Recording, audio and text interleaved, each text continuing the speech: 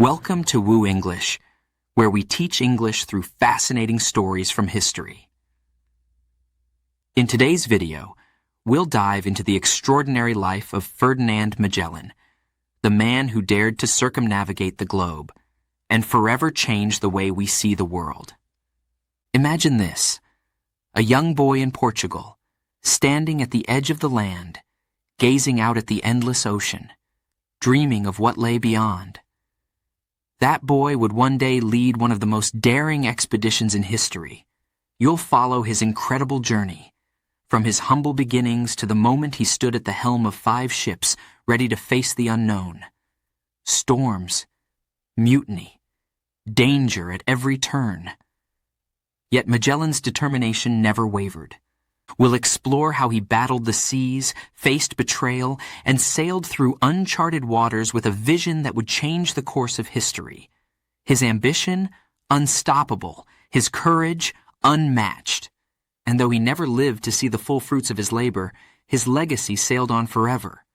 Our goal? To help you improve your English while discovering the inspiring story of a man who truly shaped the world. If you enjoy this video, don't forget to share it, like it, leave a comment, and of course, subscribe for more exciting content. Let's get started. Our goal? To help you improve your English while discovering the inspiring story of a man who truly shaped the world. If you enjoy this video, don't forget to share it, like it, leave a comment, and of course, subscribe for more exciting content. Let's get started. Chapter 1. The Spark of Adventure. The wind roared through the narrow streets of Sabrosa, Portugal. It was cold, biting cold, but young Ferdinand Magellan barely noticed. He stood still at the edge of his family's small plot of land. His eyes, wide with wonder, were fixed on the horizon. In the distance, the sun slowly dipped into the sea, casting golden light over the water, and the sky turned shades of red and purple. But the sea, oh, the sea! It stretched out endlessly before him, like a giant mystery waiting to be solved. He had always been fascinated by it. The sea. It whispered to him, calling his name. It was both beautiful and frightening. What lies beyond? Ferdinand often asked himself. Where do the waves go? He could feel his heart racing every time he thought about it. So many questions, questions that no one could answer, not his parents, not his brothers, not anyone in the small village of Sabrosa. The wind picked up, tugging at his worn cloak. It fluttered behind him like a flag, but still Ferdinand didn't move. He was lost in thought, in dreams. His mind swirled with images of distant lands, strange people, and great ships sailing through stormy seas. He pictured himself standing at the helm of a mighty vessel, guiding it through uncharted waters. The thrill of it, the excitement. But then, a shiver ran down his spine. There was fear, too. The unknown was dangerous, wasn't it? His father had always warned him. "The sea is no place for a boy like you, Ferdinand," he would say. "It's full of dangers, pirates, storms, and even worse. You belong here with your family. This is your home." But every time his father said those words, Ferdinand felt something stir inside him. Something wild. Something that couldn't be tamed. Ferdinand loved his family, of course, but deep down he knew he was different. He couldn't be like his brothers, content with farming the land. He needed more. The village was too small for him, too quiet. He needed the sea. He needed adventure. Days passed, but the feeling only grew stronger. It was as if the sea itself was speaking to him, calling to him. When he walked through the village, the merchant's stories caught his ear. Tales of great explorers, of men who had sailed to the ends of the earth, men like Vasco da Gama, who had found a way to India by sea. Ferdinand listened, breathless, as the merchant spoke of gold, spices, and exotic lands. His heart pounded with excitement. That was what he wanted. He wanted to see the world, to discover new places, to find out what lay beyond the horizon. One evening, as the sun set and the shadows lengthened, Ferdinand made a decision. He couldn't ignore the pull of the sea any longer. He knew it would be hard, that his family wouldn't understand. But something deep inside told him that this was his path, his destiny. "I will sail," he whispered to himself. "I will find what no one else has seen. I will discover the unknown." The words hung in the air, heavy with promise. But Ferdinand was still young, still inexperienced. How would he do it? Where would he start? These questions weighed on him as he wandered through the village streets. He couldn't just leave. Not yet. He had to learn. He had to prepare. But how? The answer came unexpectedly. It was a quiet evening. Ferdinand was walking back from the marketplace when he heard the sound of hooves on the cobblestone road. A rider, an important one by the looks of his fine clothes, was approaching. Ferdinand moved aside, watching as the man rode past. But then, the rider stopped. He turned, eyeing Ferdinand with curiosity. "You there, boy?" the man called out, his voice sharp. "What is your name?" Ferdinand's heart raced. Who was this man? Why was he talking to him? "Ferdinand," he replied, trying to keep his voice steady. "Ferdinand Magellan." The man smiled, a glint of amusement in his eyes. "You have the look of someone who dreams big," he said, his tone softer now. "Tell me, boy, what do you dream of?" Ferdinand hesitated. No one had ever asked him that before, not like this. But something about the man's presence made him speak the truth. "I dream of the sea," Ferdinand said, his voice barely a whisper. "I dream of sailing to places no one has ever seen." The man nodded, as if he already knew. "The sea is a harsh mistress," he said, his voice low and serious. "She tests every man who dares to sail her. But for those who are brave enough, for those who have the courage to face the unknown, she offers rewards beyond imagination." Ferdinand's heart skipped a beat. Could this man see what was inside him? Could he understand the fire that burned in his chest? Do you think I could do it?" Ferdinand asked, his voice trembling with hope. The man smiled again. "If you want it enough, Ferdinand, anything is possible." With that, the rider spurred his horse and disappeared into the night, leaving Ferdinand standing there, breathless.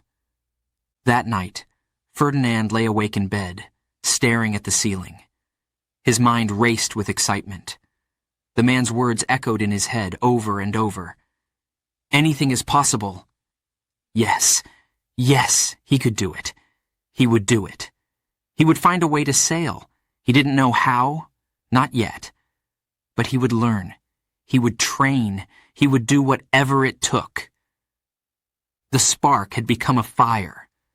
There was no turning back now. As the days passed, Ferdinand threw himself into his studies. He read everything he could about the sea, about navigation, about the stars. He learned about the great explorers who had come before him. He watched the sailors who came to the village port, memorizing every detail. Their ships, their movements, their tools, everything. He worked hard, harder than anyone else his age. He knew his dream wouldn't come easy. He would have to fight for it. But Ferdinand was ready to face the challenges ahead, ready to sail into the unknown. The winds of Sabrosa still howled, as they always did. But now, when Ferdinand stood at the edge of his family's land, looking out at the horizon, he no longer felt fear. Only excitement. Only the thrill of what was to come. Because deep down he knew this was only the beginning.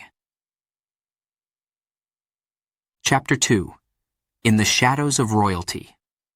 Ferdinand Magellan was no longer the curious boy standing at the edge of his family's land.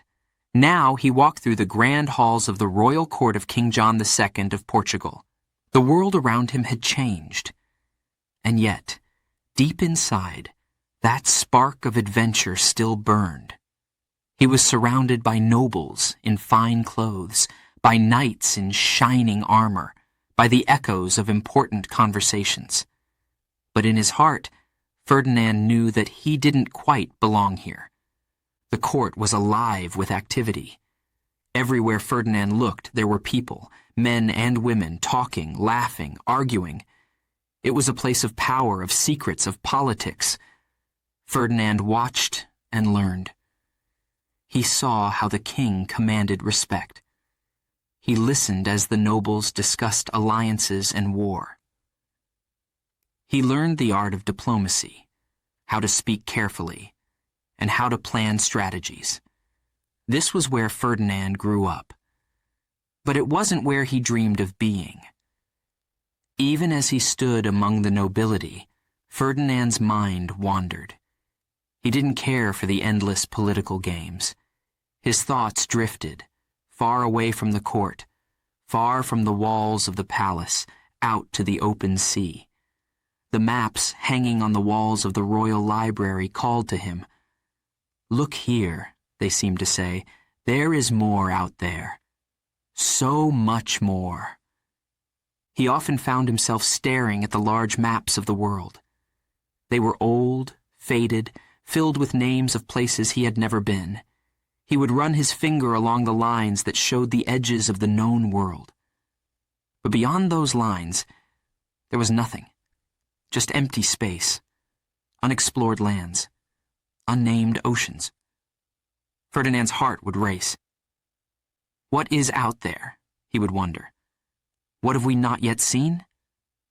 He had heard the stories, of course, tales of great explorers like Vasco da Gama, who had sailed to India, and Bartolomeo Diaz, who had rounded the Cape of Good Hope. These men were heroes. They had gone where no one else had dared to go. Ferdinand longed to join their ranks, to make his own mark on the world. He wanted to be the one who sailed beyond the known and into the unknown. But how? He was still young, still learning, and the court was not the place for dreamers. The court, though full of grandeur, was also full of dangers. Political tensions were always simmering under the surface. One wrong move, one wrong word, and a person could lose everything. Ferdinand saw it happen to others. He knew he had to be careful, even as he dreamed of faraway lands. The king had many enemies, ambitions clashed, loyalties shifted like the wind. Ferdinand was learning to navigate this treacherous world, but it was not where his heart truly lay. Despite the glittering halls of the palace, Ferdinand often felt trapped. He would watch as knights practiced their swordsmanship, training for battles on land. But Ferdinand didn't want to fight on land. His battles were with the sea. His sword was knowledge. His shield was courage. He spent hours in the royal library, reading every book he could find about navigation, about the stars, about the ocean currents. He absorbed it all like a sponge, knowing that one day, this knowledge would be his key to freedom. One day, Ferdinand found himself standing before the king. The room was heavy with the smell of incense. The king, dressed in royal robes, sat upon his grand throne, surrounded by advisors. Ferdinand bowed low, showing the respect that was expected of him. King John II had been good to him, yes, but there was something Ferdinand wanted more than royal favor. He wanted to explore. The king's deep voice filled the room. "You have learned much, young Ferdinand," he said, his eyes sharp as they rested on the young man. "You have shown promise in both strategy and diplomacy. Your place here is secure." But Ferdinand's heart was not at ease. "Your Majesty," he said carefully, his voice steady, though his heart pounded, "I am honored to serve at your court, but there is more I wish to do, more I wish to see." The king raised an eyebrow. "Oh?" he asked, his voice curious, but also dangerous. "And what is it that you wish to see, young Magellan?" Ferdinand swallowed. This was his moment. "The world, Your Majesty," he said, his voice stronger now. "I wish to sail, to explore, to go where others have not yet gone." There was a long silence in the room. The advisors exchanged nervous glances. Ferdinand could feel the weight of the king's gaze on him, but he did not falter. He stood tall, his heart racing, waiting for the king's response. Finally the king smiled, a small, knowing smile. "You are bold, Ferdinand," he said softly. "But boldness alone is not enough. The sea is not kind. It swallows men whole. Many have tried and many have failed. Why should you succeed where others have not?" Ferdinand met the king's gaze, his eyes shining with determination. "Because, Your Majesty," he said, "I will not stop until I do." The king's smile grew wider. He liked this answer, but he said nothing more. He simply waved his hand, dismissing Ferdinand from his presence. As Ferdinand left the throne room, he felt a strange mix of emotions. Pride for standing his ground, but also frustration. The king had not given him permission. He was still stuck in the court, learning the ways of the nobility, surrounded by politics and power. But deep inside, he knew his time would come. The maps, the stories, the call of the sea, they wouldn't leave him alone. They whispered to him every day, urging him to act, urging him to take a chance. But how could he, when the king's eyes were always watching? When the weight of the court's expectations hung heavy on his shoulders? Ferdinand knew that he couldn't stay in the shadows forever. He couldn't remain a student of strategy and war while his heart longed for adventure. The sea called him louder and louder each day. He had learned much from the court, yes, but his real lessons would come from the ocean, from the unknown. And so, as he looked at the stars one clear night, Ferdinand made a promise to himself. "I will find a way," he whispered into the darkness. "I will sail, and I will discover what lies beyond." The court of King John II could only hold him for so long. His destiny was not in the royal halls. It was out there, beyond the horizon, where the maps ended and the adventure began. Chapter 3. The Sea Beckons. The day had finally come. Ferdinand Magellan stood at the edge of the dock, his heart pounding in his chest. Before him lay a ship, its sails ready to catch the wind, its wooden deck gleaming under the sun. The sea stretched out beyond, endless and inviting, its waves gently lapping against the shore. This was it, the moment he had been waiting for, the moment when his dream would become reality. The crew bustled around him, preparing for the voyage. The sound of ropes being pulled, the clanking of metal, and the shouts of sailors filled the air. But all Ferdinand could hear was the call of the sea, louder than ever before. It was no longer just a distant voice in his mind. Now, it was real, tangible. He could see it, feel it, smell it. The salty breeze whipped through his hair, carrying with it the promise of adventure. His heart raced as he took his first steps onto the ship. The wooden planks creaked beneath his feet, the scent of salt water and tar thick in the air. He stood still for a moment, letting the feeling wash over him. This was where he belonged. Not in the grand halls of a royal court, but here, on the deck of a ship, with the wind in his face and the open sea before him.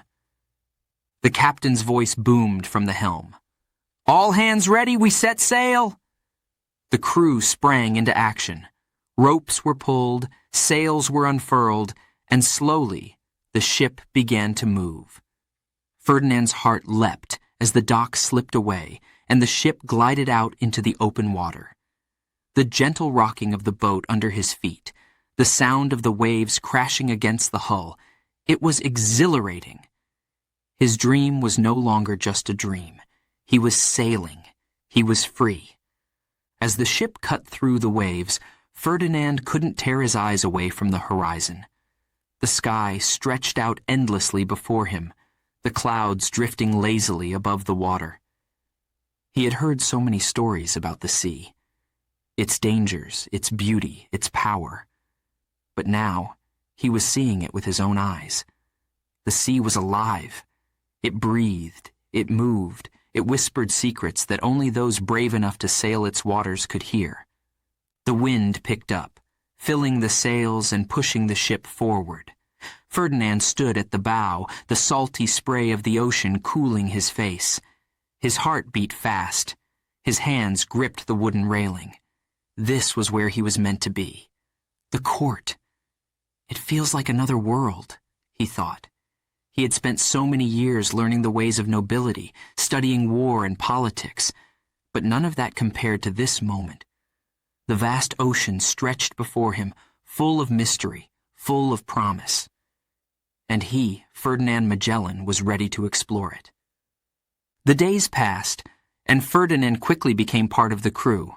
He worked side by side with the sailors, learning the ropes, literally. He hauled sails, tied knots, scrubbed the deck. It was hard work, but Ferdinand didn't mind. Every task, every moment on that ship brought him closer to the thing he craved most: discovery. At night, the sea transformed. The sun would sink below the horizon, leaving behind a sky full of stars. Ferdinand would stand on deck, gazing up at the heavens. The stars glittered like diamonds, their light reflected on the dark surface of the water. They seemed so close, as if he could reach out and touch them. The sailors would often use the stars to navigate, and Ferdinand listened carefully as they explained their secrets. The stars, the wind, the currents, they were all part of the same story, a story that Ferdinand was eager to write. But the sea was not always kind. There were days when the winds died down, leaving the ship stranded in still waters. The heat would beat down mercilessly, and the crew would grow restless. Food and water began to run low. The excitement that had filled the ship at the beginning of the voyage started to fade. Doubts crept into the minds of the men. How long would this journey last? They wondered. What if they never reached their destination? Ferdinand felt those doubts too, deep in his chest. But he refused to give in to them.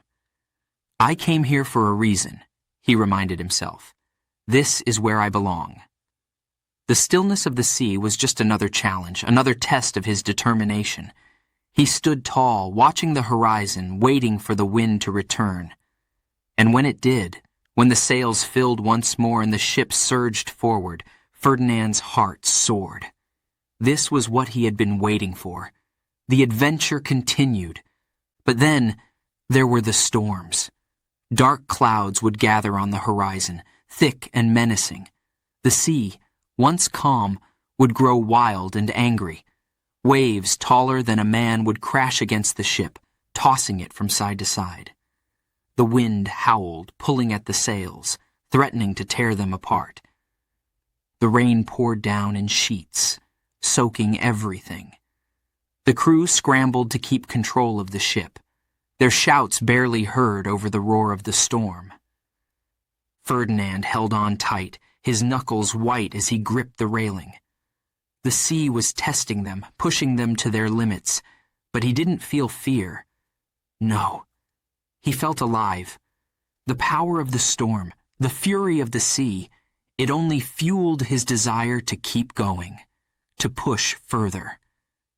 This is what it means to be an explorer, he thought, to face the unknown no matter the cost. When the storm finally passed, leaving the sea calm once more, Ferdinand stood at the bow of the ship, looking out at the endless blue. He was tired, his muscles ached, but his spirit was stronger than ever. The storm had shown him something important, that the sea, with all its beauty and danger, was where he truly belonged. He was not meant for the safety of the court or the comforts of home. His destiny was out here, on the waves, facing whatever the sea threw at him.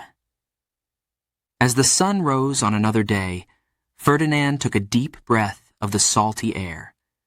Every sail that unfurled, every star that appeared in the night sky, reminded him of why he was here.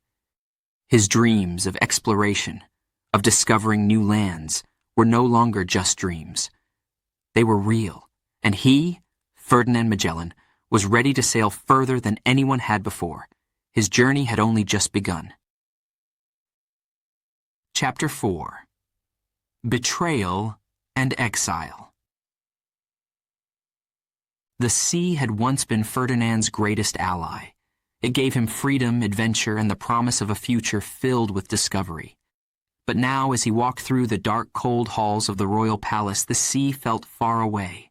The whispers had started, quiet at first, but soon, like wildfire, they spread.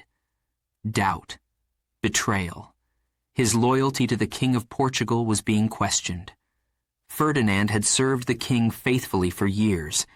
He had fought in battles, sailed on dangerous missions, and given his best. But somehow, it wasn't enough.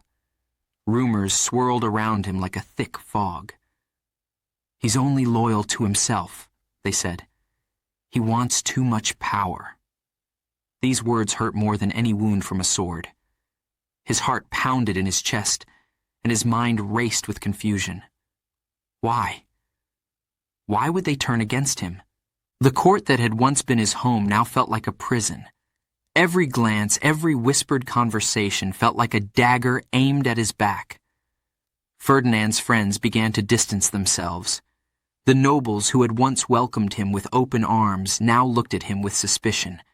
The air was thick with tension, and soon the king, once his greatest supporter, began to listen to the rumors.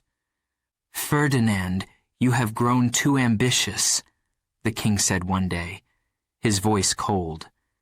They were standing in the grand hall, the light from the windows casting long shadows on the floor. Ferdinand's heart sank as he realized what was happening. "I have served you with all my heart," Ferdinand replied, his voice steady but filled with emotion. "Everything I've done has been for Portugal." But the king's face remained hard. "I cannot trust you," he said simply. The words hit Ferdinand like a punch to the gut. Trust. The one thing he had always valued. The one thing he thought he had earned. Now it was gone. And then came the final blow. Exile. Ferdinand Magellan, once a favored courtier, once a trusted soldier of the crown, was cast aside. He was no longer welcome in the court, no longer trusted, no longer wanted. The king, with a simple wave of his hand, had ended Ferdinand's dreams, or so it seemed. Ferdinand left the palace in silence. His steps were slow, heavy. The world around him seemed darker, colder. The wind blew through the streets, carrying the sound of distant laughter. He clenched his fists. His heart burned with a mix of anger and sorrow. How could this happen? How could everything fall apart so quickly? He had given so much, and now he had nothing. Days passed, but the pain didn't fade. Ferdinand wandered the streets of Lisbon, a city that once felt like home but now seemed foreign. The whispers followed him everywhere. "Traitor," they said. "Ambitious fool." Ferdinand tried to ignore them, but they cut deep. He found himself by the docks, watching the ships sail in and out of the harbor. His heart ached as he watched the sailors laugh and work together, their faces full of hope and excitement. Once he had been like them. Once the sea had been his escape.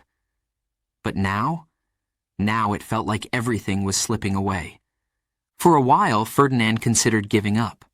What was left for him? He had no place in the court, no support from the king.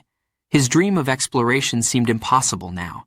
He was a man without a country, without a mission. But deep down, Ferdinand knew that this wasn't the end. No. Something inside him refused to let go. It wasn't over. It couldn't be. He had come too far, sacrificed too much. The sea still called to him even now.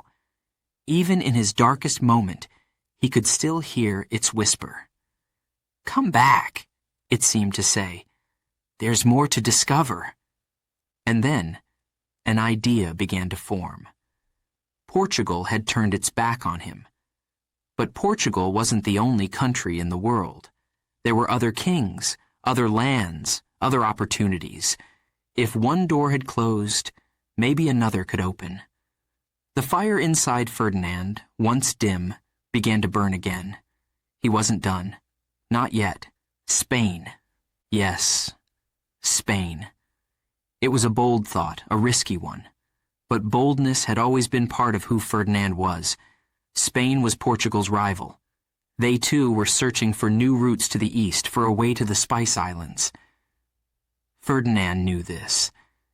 And maybe, just maybe, they would see his potential, his vision, in a way that Portugal no longer could. The decision wasn't easy. It meant leaving behind everything he knew, his home, his family, his past. But what choice did he have? Ferdinand had never been one to back down from a challenge. He wasn't going to start now. With a renewed sense of purpose, Ferdinand set off for Spain. The road was long, filled with uncertainty, but each step he took was one step closer to a new beginning. The whispers of betrayal faded into the distance, replaced by the call of the unknown. He was leaving behind the shadows of doubt and walking into the light of possibility. Exile was not the end. No, it was only the beginning. As he crossed the border into Spain, Ferdinand felt a weight lift from his shoulders. The pain of betrayal still lingered, but it no longer controlled him. He was free now, free to chase his dreams, free to follow his heart. The sea was waiting for him, and Ferdinand Magellan was ready to answer its call. Chapter 5. A New Hope, a New King. Spain. A New Land, a New Start. As Ferdinand Magellan crossed the border into this foreign country, the air felt different, lighter. His past in Portugal was behind him. All the whispers of betrayal, all the rejection, all the pain, he left it in the shadows.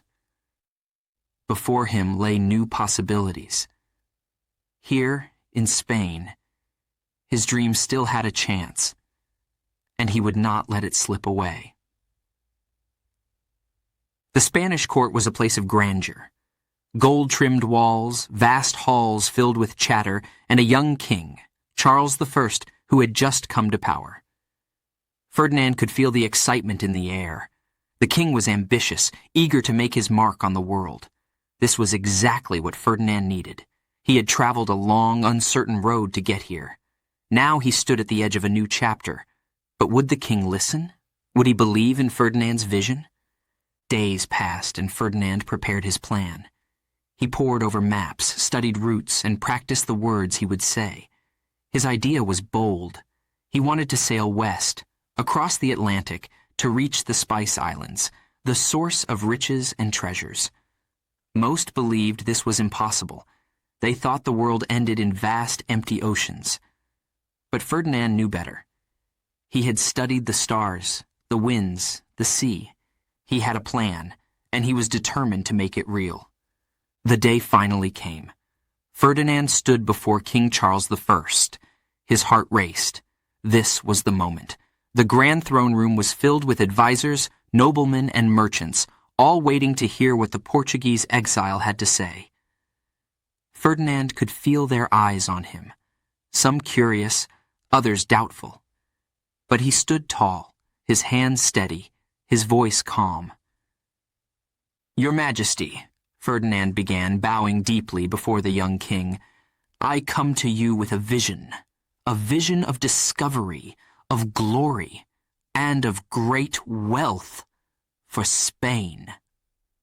His words hung in the air, and the room fell silent. All eyes were on him. Charles I, no older than 20, sat on his grand throne, his sharp eyes fixed on Ferdinand. He was quiet, listening carefully. Ferdinand continued, his voice filled with passion. "The Spice Islands, Your Majesty. The richest islands in the world. They lie far to the east, but I propose we sail west." A murmur rippled through the room. Sail west? That had never been done before. Ferdinand kept going. "If we sail west across the Atlantic and find a passage, we will open a new route to the Spice Islands, one that will make Spain the greatest power in the world. It is a daring plan, yes, but I believe it can be done." The room was tense. Some of the king's advisers whispered to each other, shaking their heads in doubt. But Ferdinand stood firm.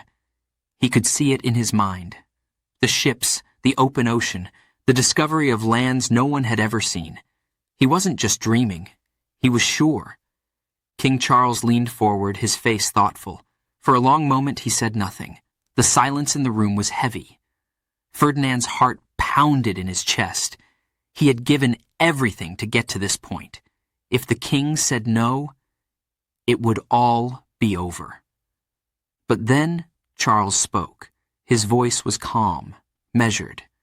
"You are asking for much, Magellan," he said, "but you offer much in return."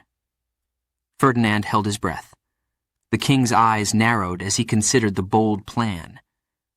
"What makes you so certain you can succeed where others have failed?" Ferdinand met the king's gaze, his voice steady and confident. "Because I will not stop, Your Majesty. I will sail until I find that passage. I will not fail." The king studied Ferdinand for a moment longer. Then he smiled. It was a small smile, but it was enough. "Very well," Charles said, leaning back in his throne. "I will back your expedition.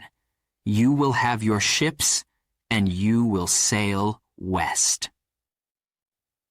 A wave of relief and excitement washed over Ferdinand. He could hardly believe it. His dream was alive again. The king had said yes. The room buzzed with surprise and discussion, but Ferdinand's mind was racing with thoughts of the journey ahead. As Ferdinand left the court that day, his heart was full. He had done it.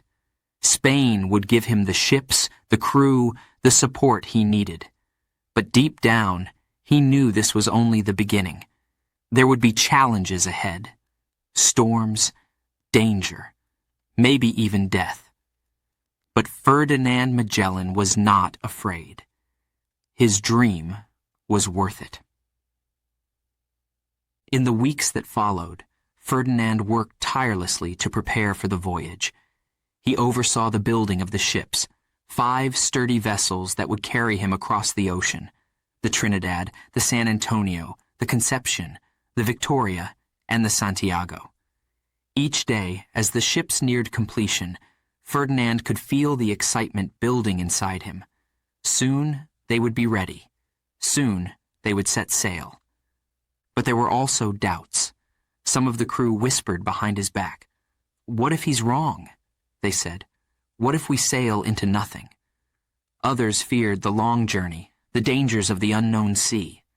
But Ferdinand stood firm. He knew the risks. He knew the fears. But he also knew what lay beyond those fears: discovery, glory, victory. The day of departure finally arrived. The port was alive with activity. Sailors shouted, loading supplies onto the ships. The masts stood tall, the sails ready to catch the wind. Ferdinand walked along the dock, his heart racing with excitement. The journey he had dreamed of for so long was about to begin. As he stood on the deck of the Trinidad, his flagship, Ferdinand looked out at the sea. The horizon stretched endlessly before him. Somewhere beyond that horizon lay the passage he sought, the passage that would make history.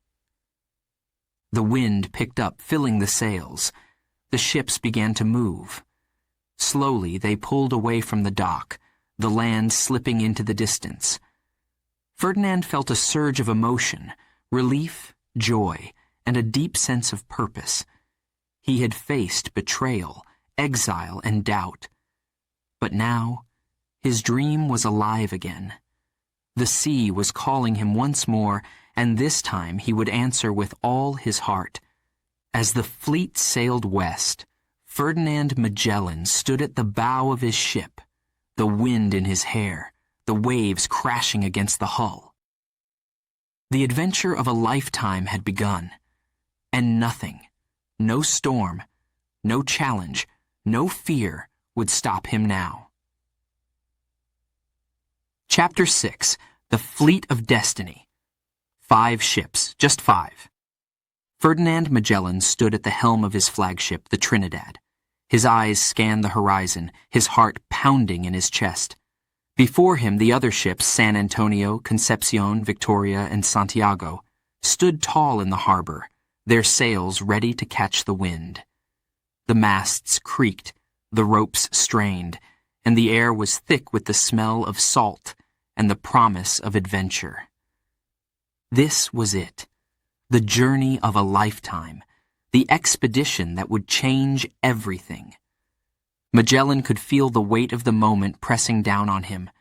He was now Captain General, the leader of this fleet, trusted by the King of Spain to find a new route to the Spice Islands. But more than that, he was a man on a mission that had consumed him for years. His gaze moved over his crew, bustling about on deck. Some were excited, eager for the voyage ahead. Others were nervous, afraid. Magellan could see it in their eyes, the fear of the unknown. They had heard stories of the dangers that awaited them, treacherous seas, fierce storms, and the endless empty ocean. Some wondered if they would ever return. But Magellan? He had no such doubts. His focus was clear, his determination unshakable. He had waited too long, fought too hard, to let fear stop him now. The ships rocked gently in the harbor as they waited for the signal to depart. The morning sun was just beginning to rise, casting a golden glow over the water. Magellan took a deep breath, tasting the salty air. It was a moment he had dreamed of for years, standing at the helm of a great ship, leading a fleet into the unknown. He had imagined it so many times, but now it was real. The journey ahead was filled with uncertainty. Magellan knew that, but he also knew that this was his destiny. "We sail west," he had told the King of Spain, "and we will find a new way to the Spice Islands." Many had doubted him. Some had even laughed at his plan. But Magellan didn't care. He knew deep in his heart that he was right. And now he would prove it. The harbor was alive with activity. Sailors shouted orders, pulling on ropes, securing supplies, making final preparations for the long voyage ahead. The sound of hammers echoed as the last crates of food and water were loaded onto the ships. Every detail had to be perfect. Every man had a role to play. Magellan's heart raced as he thought about the dangers they would face. The vast ocean stretched out before them, uncharted, unknown, full of mystery and peril. They would face storms, hunger, maybe even mutiny. But none of that mattered now. There was only one goal: to succeed. Failure was not an option. Magellan's thoughts were interrupted by a shout from the lookout. "Captain, the wind is shifting!" He turned his eyes to the horizon. The breeze had picked up, rippling the water and causing the sails to billow. It was time. Time to leave the safety of the harbor and sail into the vast, endless ocean. Magellan's voice rang out across the deck. "Prepare to set sail!" His crew jumped into action, their hands moving quickly, tightening ropes, securing the sails. The ship groaned as it began to move, slowly at first, but soon picking up speed. The other ships followed close behind, their sails catching the wind, pushing them forward. As the land behind them began to fade, Magellan stood at the helm, his grip firm on the wheel. The city of Seville, with its noise and crowds, was disappearing into the distance. Soon, there would be nothing but open sea, and the unknown. His heart thudded in his chest. This was what he had been waiting for. The uncertainty, the danger, the thrill of exploration. He could feel it in his bones. Every wave that crashed against the hull, every gust of wind that pushed the sails forward, fueled his desire to go further, to push beyond what anyone thought was possible. The sea stretched out endlessly before them, vast and blue. The ships moved swiftly, cutting through the water like arrows. The crew worked together, their movements smooth and practiced. But beneath their calm actions, Magellan could sense the tension. This was not an ordinary journey. This was something far greater. For many of the men, this was their first time venturing so far from home. They whispered among themselves, wondering how long it would be before they saw land again. Days? Weeks? Months? No one knew. And that uncertainty weighed heavily on them. Magellan, however, remained calm. He had prepared for this. He had studied the maps, charted the stars, and learned everything he could about navigation. He knew the risks. He knew the dangers. But he also knew that greatness required courage. And he had courage to spare. Night fell, and the stars appeared in the sky, twinkling like diamonds. Magellan stood on the deck, staring up at the heavens. The stars were his guide. They would lead him to where he needed to go. He had learned their secrets, how they moved, how they pointed the way. As long as he had the stars, he knew he would find the passage he sought. The crew moved quietly around him, their footsteps soft on the wooden deck. Some of them looked up at the stars too, their faces filled with awe. The night was peaceful, the sea calm. But Magellan knew this peace would not last. The sea had a way of testing those who dared to challenge it. The fleet sailed on, 5 ships cutting through the water, their sails full of wind, their crews full of hope and fear. Magellan could feel both in the air, the hope of discovery, the fear of the unknown. But as Captain General, it was his job to lead, to inspire, to show them that this journey, no matter how dangerous, was worth it. "Stay the course," Magellan whispered to himself, gripping the wheel tightly. "We will succeed." The wind continued to blow, the waves crashed gently against the ships, and the stars shone brightly above. The fleet of destiny sailed westward, into the unknown, into history. Chapter 7. Through the Unknown. Weeks turned into months. The endless stretch of the sea seemed to go on forever. No land in sight, no comfort from the horizon, just water, and more water. For Ferdinand Magellan and his crew, the ocean had become both their path and their prison. The once hopeful departure had now turned into a brutal test of endurance. Each day, the men grew quieter. Their faces, once full of excitement, were now lined with exhaustion and fear. Supplies dwindled, food was running out, and the water, stale and foul, barely kept them alive. The endless blue of the ocean offered no comfort. The sun beat down mercilessly during the day, and the cold winds chilled them at night. But worse than the physical hardships was the uncertainty. How much longer would this journey last? Where were they headed? Would they ever see land again? The crew's morale plummeted. Whispered conversations filled the night air. "Maybe the captain is wrong," some said. "Maybe we're lost." The sailors' trust in Magellan began to waver. They had followed him, believed in his vision, but now they were afraid. Storms battered the fleet, powerful and wild. Huge waves crashed against the ships, tossing them about like toys in the hands of an angry sea. The wind howled, the sails ripped, and the masts groaned under the force of the storms.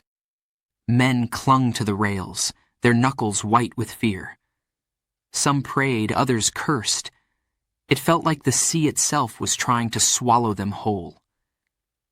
Through it all, Ferdinand Magellan stood strong. As the storm raged around them, he stood at the helm of the Trinidad, his eyes fixed on the horizon. The wind whipped through his hair, the rain stung his skin, but his gaze never faltered. His hands gripped the wheel tightly.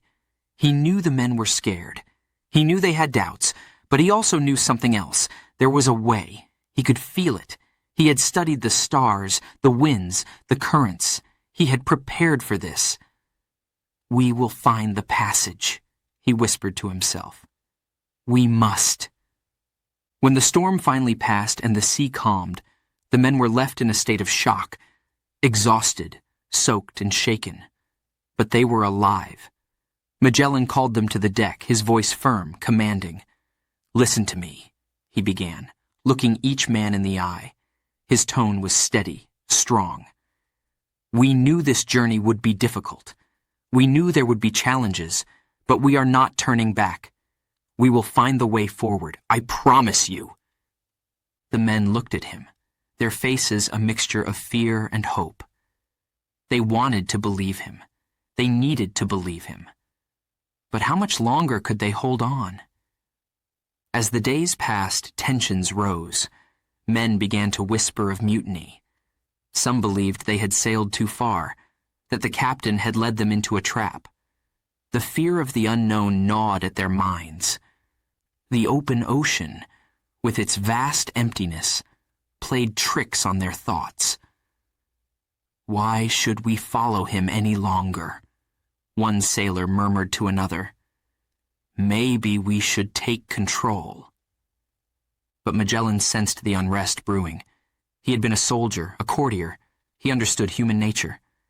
He knew that fear could turn even the most loyal men against their leader, so he acted swiftly. One evening, as the sun dipped below the horizon, casting a red glow over the sea, Magellan called his officers to the Trinidad's deck. His voice was calm, but there was steel in his words. "I know what you're thinking," he said, looking each one of them in the eye. "You doubt me. You think we're lost. But I tell you this, we are closer than you think." He paused, letting his words sink in. "Do not give in to fear. Fear will destroy us. Fear will make us weak." He stepped forward, his eyes blazing with intensity. "I have studied these waters. I know the way. There is a passage ahead, and we will find it. But I need you with me. All of you." The officers exchanged nervous glances. Some shifted uncomfortably, but Magellan's presence was undeniable. His confidence, his determination, it was impossible to ignore. "Keep faith," he told them, his voice quieter now but filled with conviction. "There is a way." For a moment, there was silence. Then, one by one, the officers nodded. They would follow him, at least for now. They would put their trust in him, despite the fear gnawing at their hearts. Magellan had won them over. Again. The days stretched on, the sea stretching endlessly before them. The supplies were running dangerously low now. The men grew weaker, thinner, their faces pale, their bodies worn down by the harsh conditions. Hunger gnawed at their stomachs. Some became sick, too weak to work. The sight of empty barrels and rotting food made their hearts sink. But Magellan's will was unbreakable. No matter the hardships, no matter the storms or the threats of mutiny, Ferdinand Magellan remained steadfast. He was their captain, their leader, and he would see them through this. He spent his days on deck, guiding the ship, watching the horizon. At night, when the stars appeared in the sky, he studied them carefully, plotting their course. His mind never wavered. He knew that they were close. He had to believe it. And slowly, that belief began to spread through the crew. They saw their captain's strength, his unshakable faith in their mission, and it gave them strength too. If Magellan can keep going, they thought, so can we. The unknown waters ahead were terrifying, but they pressed on. The fleet, though battered and weakened, sailed through the vast ocean, guided by their captain's unwavering hand. The journey was far from over, but the men, though exhausted and afraid, began to trust again. They followed their captain, trusting that somehow, some way, they would reach their destination. Chapter 8. The Wrath of the Sea. The Magellan Strait, a narrow, twisting passage that lay between two mighty oceans. It was a gateway, a place of danger, a place where the sea showed its true power. Ferdinand Magellan and his crew had finally reached it. After months of sailing through the unknown, facing hunger, fear, and doubt, this was the moment they had been waiting for. But no one could have prepared them for what lay ahead. The wind howled through the strait, sharp and unforgiving. Dark clouds gathered above, turning the sky into a swirling storm of black and gray. The waters churned violently beneath the ships. Waves crashed against the hulls, sending sprays of cold, salty water over the decks. The men clung to the ropes, their faces pale, their hands trembling. They had never seen the sea so angry. Magellan stood at the helm of the Trinidad, his eyes fixed on the narrow channel ahead. His jaw was set, his hands steady on the wheel. This was the path they had to take. There was no other way. The strait was their only hope of reaching the Pacific, but it was also a place of danger, where ships could be torn apart by the sea's fury. "Hold fast!" Magellan shouted, his voice cutting through the roar of the wind. "Stay strong!" The men scrambled to follow his orders, pulling on ropes, securing the sails, trying to keep control of the ship. But the sea was relentless. The waves grew higher, towering above them like walls of water, crashing down with terrifying force. One by one, the ships entered the strait. The San Antonio, the Concepcion, the Victoria, and the Santiago followed behind the Trinidad, each one battling the storm with everything they had. The wind screamed through the rigging, and the ships groaned under the pressure. Suddenly, a great wave struck the side of the Santiago. The ship lurched violently, the men on deck losing their footing. Ropes snapped, sails tore, and before anyone could react, the ship was thrown into the rocks. The sound of wood splintering echoed through the storm. The Santiago was lost. Magellan watched in horror as the ship disappeared beneath the waves. Men screamed, their voices lost in the chaos of the storm. The crew of the Trinidad stared in shock, but there was no time to mourn. The sea was still raging, and they had to keep moving. "Steady!" Magellan called out, his voice unwavering. "We must keep going." The wind roared in response, pushing the ships further into the strait. The waters were wild and unpredictable, swirling around them, pulling them in every direction. The men fought with everything they had, their muscles aching, their bodies drenched in icy water. But through it all, Magellan stood tall. His eyes never left the horizon. He knew they had to push forward. There was no turning back now. The hours dragged on, each one feeling like an eternity. The storm showed no sign of stopping.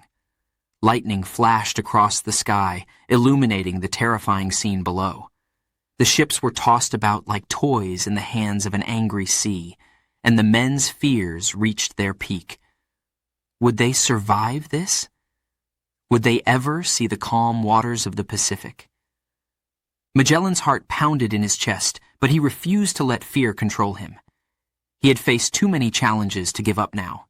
The strait was treacherous, yes, but it was also the final barrier between them and their goal.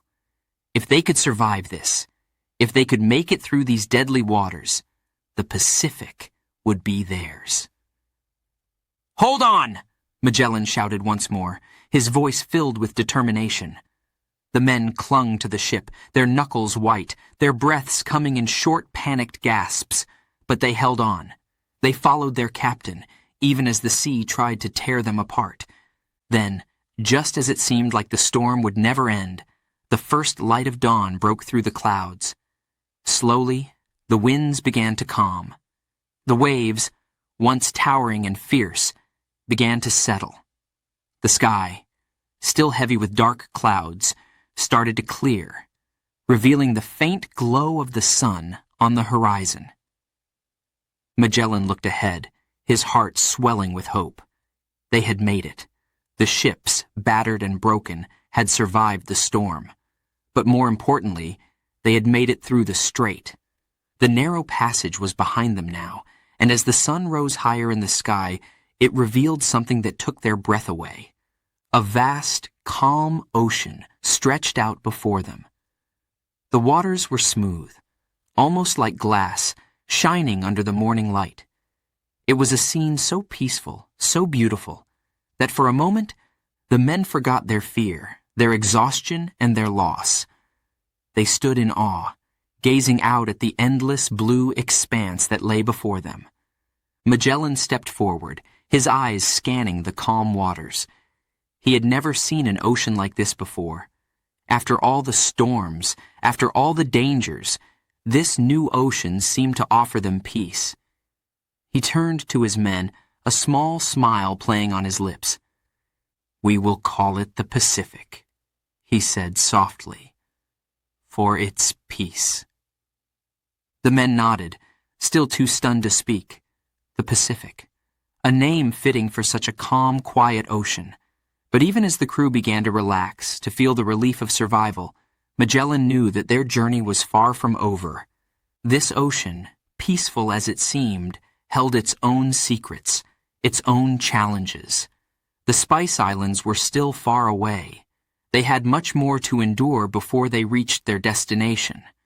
But for now, they had made it through the hardest part. They had survived the wrath of the sea. As the ship sailed into the Pacific, Ferdinand Magellan stood at the helm, his heart filled with both relief and determination. The journey was not over, but they were one step closer to their goal. He had led his men through the unknown, through the most dangerous waters they had ever seen. And now they sailed toward the promise of discovery and history. Chapter 9. Land of Promise, Land of Danger. The Pacific had been kinder to them than the storms of the strait. Weeks passed, and the ocean remained calm, almost too calm. The fleet moved steadily forward, the wind filling their sails, the sky bright and clear. The men's spirits, worn down by the endless trials of the journey, began to rise again. Hope was rekindled with each passing day. After all they had endured, they were closer now, closer than ever. One morning, a cry rang out from the crow's nest. "Land! Land ahead!" The crew rushed to the side of the ship, eyes wide, searching the horizon. And there it was, faint at first, but growing clearer with each passing moment. A chain of islands, green, lush, and full of life.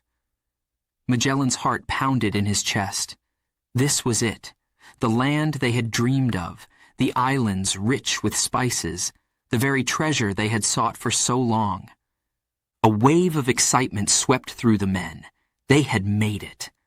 After months of hardship, suffering, and endless ocean, they were about to reach the lands that promised wealth beyond their wildest dreams. The crew buzzed with anticipation, talking of the spices they would bring back to Spain, the riches that awaited them. Magellan stood at the helm of the Trinidad, his eyes locked on the distant shore. His mind raced with thoughts of what lay ahead. He believed this land would change everything. The King of Spain would see the value of his journey, the rewards of his vision. He had led them through the unknown, and now they would reap the rewards. As they approached the islands, the air became thick with the scent of tropical flowers. The sound of waves gently lapping against the sandy shores filled the air. Birds flew overhead, their bright colors vivid against the blue sky. It was paradise. The men, exhausted and thin from months at sea, looked at the land with eager eyes. But even in this moment of joy, Magellan's mind was sharp. He knew that new lands brought new challenges. The people of these islands would be unknown, their customs unfamiliar. But he believed, no. He knew he could forge alliances here. The islanders would welcome them, trade with them. They had to.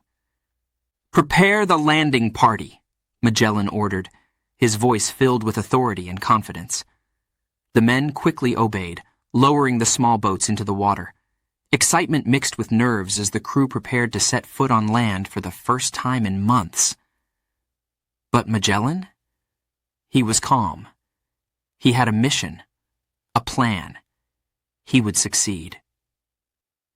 As the landing boats approached the shore, Magellan studied the islanders who gathered to watch them. They stood at the edge of the beach, curious, silent, their eyes fixed on the approaching foreigners. Magellan raised a hand in greeting, offering a smile. "We come in peace," he whispered to himself. "We come to trade." The small boats landed, and Magellan and his men stepped onto the warm, sandy beach. The islanders, dressed in brightly colored cloths, stood before them, their expressions unreadable. For a moment, there was silence, the two groups simply staring at each other.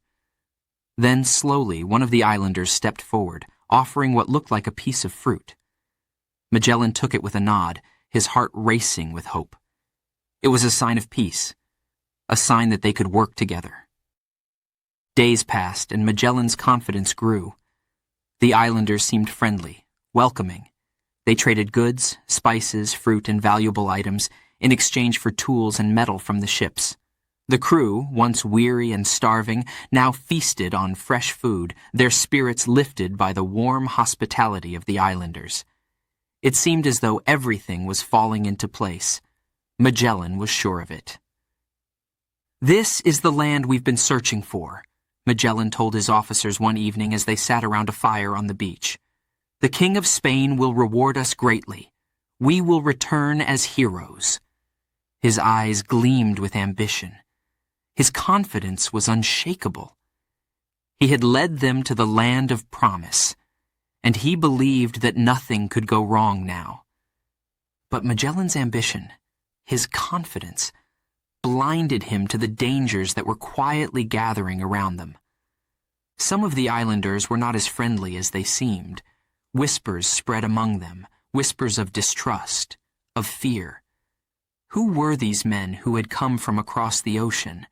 What did they really want? And why did they stay so long? The tension began to grow, slowly at first, then faster, like the buildup of a storm on the horizon. Magellan, confident in his ability to lead, did not see the danger for what it was. He believed he could control the situation, that his power and authority would protect him. He met with local chiefs, offering gifts and promises of friendship. He believed these alliances were secure. But not everyone agreed. One morning, the tension finally snapped. A group of islanders armed with spears and anger in their eyes confronted Magellan's men on the beach. Voices were raised, tempers flared, and soon the peaceful calm of the island shattered.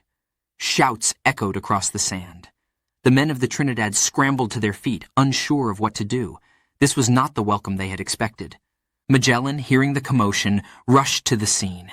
His heart pounded as he saw the islanders, their spears raised, their faces fierce. But even then, he believed he could control it. He stepped forward, his hands raised in a gesture of peace. "We do not mean harm," he called out. "We are friends." But his words fell on deaf ears. The islanders, tired of the foreign presence, saw Magellan and his men as invaders, not allies. In their eyes, the strangers had stayed too long, taken too much. A spear flew through the air. Chaos erupted. Magellan's men scrambled for their weapons, but they were outnumbered. The islanders, fierce and skilled, charged forward, and the beach became a battlefield. Shouts, the clash of metal, the sound of bodies hitting the sand. It was a nightmare. Through it all, Magellan fought with everything he had. He was a soldier, after all, a man who had faced danger many times before. But this time was different. The battle was swift, brutal, and by the time it was over, the sand was stained with blood. Magellan, the man who had led them across the world, lay still on the beach. The islanders had won. The dream, the ambition, had come crashing down. The land of promise had become a land of danger. And for Ferdinand Magellan, the journey was over. But for his men, the voyage had not yet ended. They would have to continue without him to finish what he had started. Chapter 10. The Final Battle. The island of Mactan lay before them, calm and peaceful under the morning sun. But Ferdinand Magellan knew that today would bring anything but peace. He stood on the beach, his hand resting on the hilt of his sword, eyes fixed on the distant figures of the island's warriors. Today he would lead his men into battle. Magellan, ever the leader, believed in his mission. He believed that he could unite the people of these islands, bring them under the protection of Spain. He had done it before with other tribes, and now, he thought, he could do it again. But this time, he was wrong. He had been warned that the people of Mactan were different, fierce, proud. They would not bow easily. But Magellan's confidence was unshakable. He had crossed oceans, survived storms, and faced dangers unimaginable. Surely, he thought, this small battle would be no different. The men stood ready, swords and shields in hand, their faces tight with nerves. There were only 50 of them, 50 against an entire island, but Magellan believed in victory. He had to. "Stay close," he told his men, his voice steady. "We can end this quickly.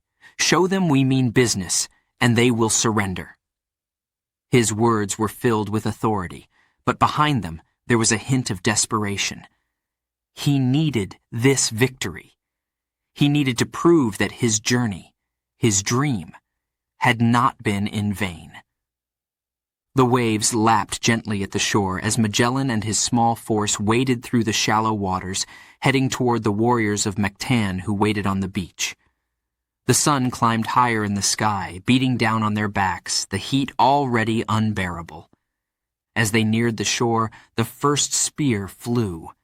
It came from the islanders, swift and deadly, slicing through the air before striking one of Magellan's men.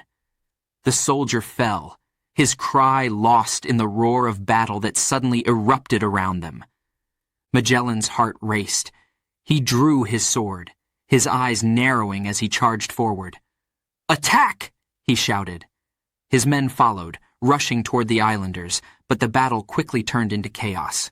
The warriors of Mactan, barefoot and armed with simple weapons, fought with a strength and skill Magellan had not anticipated. They moved swiftly, dodging the heavy blows of the Spaniards, striking with precision. Magellan swung his sword, the blade cutting through the air. He fought with all the strength he had, blocking blows, slashing at his enemies. But for every warrior he struck down, 2 more seemed to take their place. The islanders fought with a fierceness he had never seen before. They were not like the others. They would not back down. Around him, his men were falling. One by one, they were overwhelmed by the sheer number of warriors. The beach was a blur of movement, swords clashing, spears flying, men shouting in pain. The tide had turned against them. Magellan's breath came in ragged gasps as he tried to rally his men, shouting orders that were barely heard over the din of battle. But it was no use. The warriors of Mactan were too strong, too fast. His small force was being wiped out. A sharp pain shot through Magellan's leg as a spear struck him, knocking him to the ground. He gritted his teeth, forcing himself to stand. But the islanders were closing in, their eyes filled with determination. They would not stop until the last Spaniard had fallen. Magellan raised his sword, preparing for another attack, but his movements were slower now. His strength was fading. Another blow hit him, this time on his arm, forcing him to drop his weapon. He stumbled, the world around him spinning. The sounds of the battle grew distant, muffled, as if he were underwater. He fell to his knees. The beach, once bright and full of life, was now stained with blood. His men, the men he had led across the world, lay motionless in the sand. The islanders moved toward him, their faces unreadable, their victory certain. Magellan's vision blurred. His body ached. He knew this was the end. The waves of the Pacific lapped gently at the shore as if mocking the chaos that had just unfolded.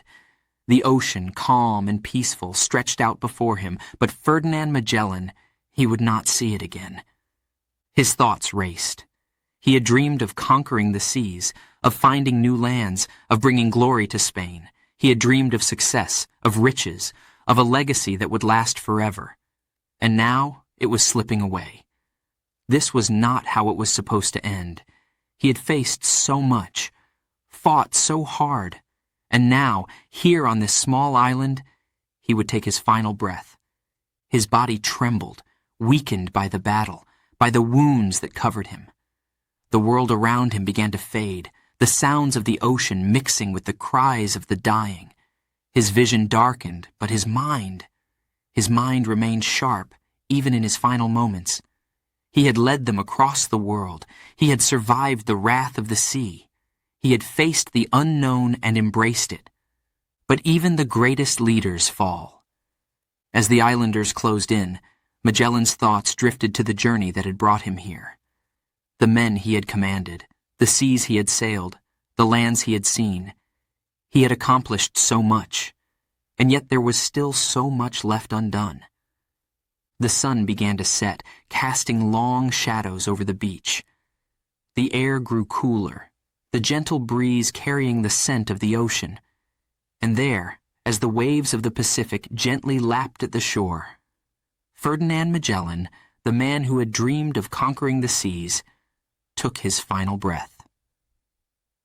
His journey had come to an end, but his legacy would live on. Chapter 11. The World Moves On.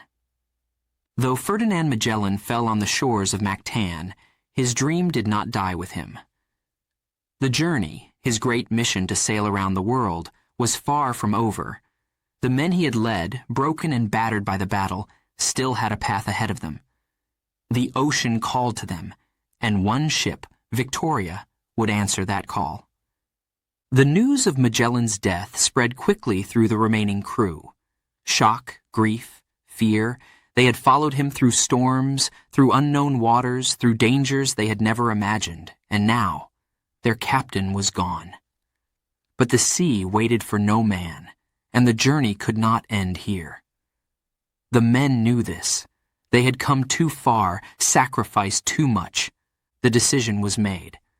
Juan Sebastian Elcano, one of the surviving officers, took command of the Victoria. It was a heavy burden. Elcano was not Magellan, but he had learned from him. He had watched how Magellan led, how he inspired, how he pressed on no matter the odds. Now it was his turn to lead the men, to carry on the mission. The fleet, once 5 strong, was now reduced to 1. The Victoria stood alone on the open sea, her sails torn, her crew exhausted. But she was still seaworthy. The journey would continue. The Spice Islands, the treasure Magellan had sought for so long, were still ahead, and the crew needed those spices to make their voyage worthwhile. So, with heavy hearts, they set sail once more. The days passed, turning into weeks. The weeks stretched into months. The crew, weakened by hunger and disease, pushed forward through endless miles of ocean. The vast Pacific surrounded them, a silent companion, its waters calm yet unforgiving. Supplies dwindled. Hunger gnawed at their stomachs. Some of the men fell sick, others never woke up. Yet through every hardship, every loss, they sailed on. The sight of land brought both relief and danger. They reached the Spice Islands, the very goal they had set out for, but it came at a price. The islands were rich, filled with the spices they had dreamed of: cinnamon, cloves, and nutmeg. But the trade was not easy. Negotiations were tense. The crew, now desperate, had little room for error. But they succeeded. The ship was filled with spices, her hold heavy with the treasure they had risked everything to find. Now they had only one task left: to return home. But the return journey would be no easier than the voyage out. The vast Indian Ocean lay before them, stretching endlessly toward the horizon. The Victoria sailed into the unknown once more, her crew smaller than ever, their bodies thin, their spirits weary. But they held on to one thing: hope. Hope that they would see Spain again. Hope that they would survive to tell their tale. The Indian Ocean was no kinder than the Pacific. Storms battered the ship.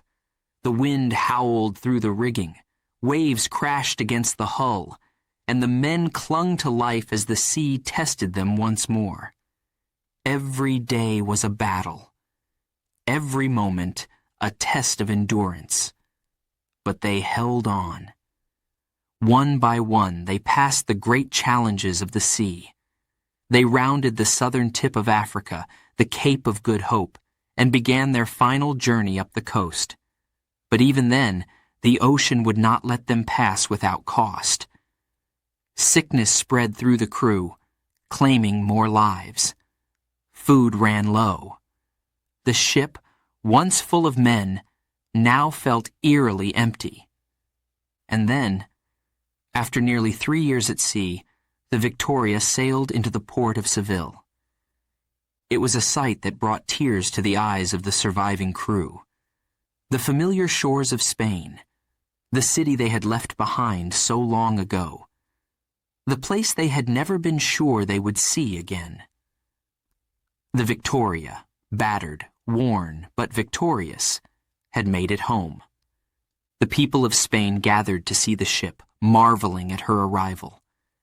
The men who stepped off her deck were hardly recognizable.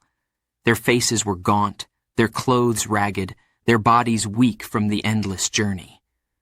But they were alive. They had done it. They had completed the first circumnavigation of the globe. The news spread quickly. Ferdinand Magellan's dream had been fulfilled, though not by his own hand. His name, however, would forever be tied to this great achievement.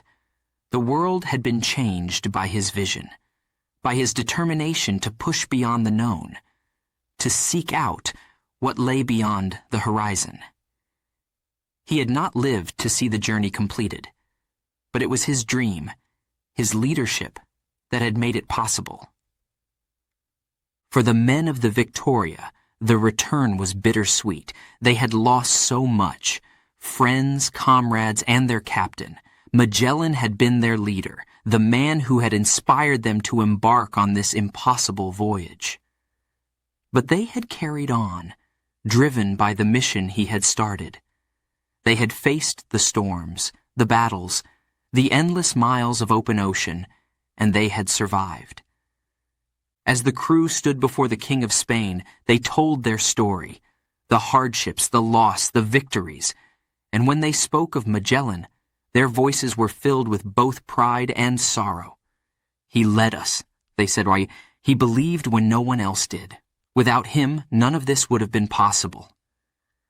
The Victoria may have been the only ship to return, But her arrival marked the success of the greatest expedition the world had ever seen. The Earth had been circled. The map had been completed. And Ferdinand Magellan's name was etched into history. Though Magellan had perished on a distant shore, his legacy lived on. His dream had come true. The world, once vast and unknown, had been conquered. The journey, though filled with loss and suffering, had changed the course of history. And the world moved on. Chapter 12. The Legacy of Magellan. Ferdinand Magellan never saw the full fruits of his labor. He never tasted the spices of the islands he sought. He never stood victorious on the shores of Spain, greeted as a hero. But his name would echo through history forever. Magellan had done the impossible. He had proved that the world was not a vast, endless unknown, but something that could be circumnavigated. His journey was filled with danger, storms, mutiny, and battles, but through it all, he pressed forward. The courage it took to set sail into the unknown, to leave behind the safety of home and venture across oceans that no one had crossed before. It was more than most men could ever dream of. He wasn't just an explorer. He was a man driven by a vision. From the moment he stood as a boy at the edge of his family's land, staring at the horizon, Magellan knew he was destined for something greater. That dream had taken him across the world, through lands and seas that few had ever seen. Even in death, even as he lay on the shores of Mactan, that dream lived on. The world remembers Ferdinand Magellan not because he found the Spice Islands, but because he proved something much bigger, that the Earth itself could be crossed. His voyage, the first circumnavigation of the globe, changed how people saw the world. It proved that the oceans, once thought to be endless barriers, could be navigated. It opened the door to new maps, new trade routes, and new possibilities. But for Magellan, it wasn't just about proving the world was round. It was about pushing boundaries, about seeing what lay beyond the horizon. His relentless drive to explore, to seek out the unknown, was what defined him. He had faced rejection, betrayal, and exile. Yet he never stopped believing in his mission. That is what made him different. That is what the world would remember. The voyage itself had been a long and brutal one. 5 ships had set out from Spain, filled with hope, courage, and dreams of wealth. But as the miles stretched on, as the seas grew darker and more dangerous, the cost of that dream became clear. One by one, the ships were lost. The Santiago to the rocks, the San Antonio to mutiny. By the time they reached the Spice Islands, only the Victoria remained to carry the story home. And Magellan, the man who had led them across the unknown, did not live to see it. But even though Magellan did not return, his spirit sailed with them. Every wave the Victoria crossed, every mile that brought them closer to Spain, carried the weight of Magellan's vision. It was not just the men aboard the ship who returned victorious. It was Magellan himself. The Victoria's return to Spain was a moment that changed history. She was the first ship to complete the circumnavigation of the globe. The battered and weary crew stepped onto Spanish soil, bringing with them the proof that Magellan's dream had been real, that the world was round and connected by the great oceans. It was a triumph, not just for Spain, but for all of humanity. But what of Magellan? Though he had fallen in battle, though he never saw the completion of his journey, his name lived on. His courage, his ambition, his relentless drive, these were what people remembered. He had dared to do what no one else had done before. He had led his men into the heart of the unknown and showed the world that it could be conquered. And though he never saw the shores of Spain again, his legacy was written into the very waters he had sailed. People spoke of him with awe, with admiration. Magellan, they said, the man who circled the world. His story became legend, his name whispered in the halls of kings and across the seas.